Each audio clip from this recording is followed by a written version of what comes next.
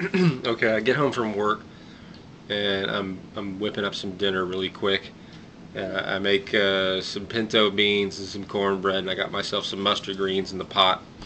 And I I do all this, and I go to check YouTube, and I see Dixiecomic has this thing up on DawahFilms, basically uh, looking for fishing for Thunderfoot's docks. And of course, I'm skeptical of accusations without proof. I mean, that's just the way I am. So I was all for waiting to see what was going to happen, and maybe there will be more interesting revelations, and that might clear some things up. But I went looking through the comment sections just to see if DawahFilms had anything to say about it, and basically, from what I gathered from these comments here, it's hard to see how he is denying. It's hard to see. There's no way that he's not denying it. I mean, the guy's not denying it. Um, this is postmarked 2 hours ago. This is him responding to Disheveled 2. This is DawahFilms. Allowing a professor to publicly provoke extremists at the possible cost of his life and his students.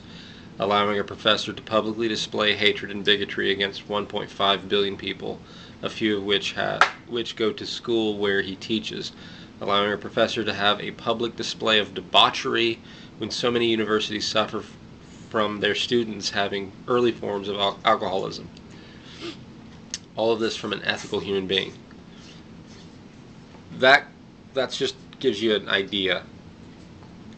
He doesn't deny that he's looking for this stuff in here. He rather justifies it, and then gets back and forth between Dixiecomic trying to somehow mitigate the damage of this claim. I'm not really sure what's going on here, but I have to say, Dawah Ali, if this is true, if you have been actively looking for Thunderfoot's personal information, or in any way trying to harm him professionally, or in those ways, that is a bridge too far, sir. And if you don't understand that, I'm at a loss. At this point, if this is true, if these accusations are true, the best thing you can do for yourself and for your faith, if you really have respect for it, is to gracefully bow out of YouTube and never come back. You need to do some soul searching. Because if you think that's an acceptable way to behave, you're wrong. You're deadly wrong. It is one thing to respond to someone's bigotry. It is one thing to criticize them, to say, no, you're out of line, sir. It is another thing to actively seek to harm that individual. And if this is true, Dawah,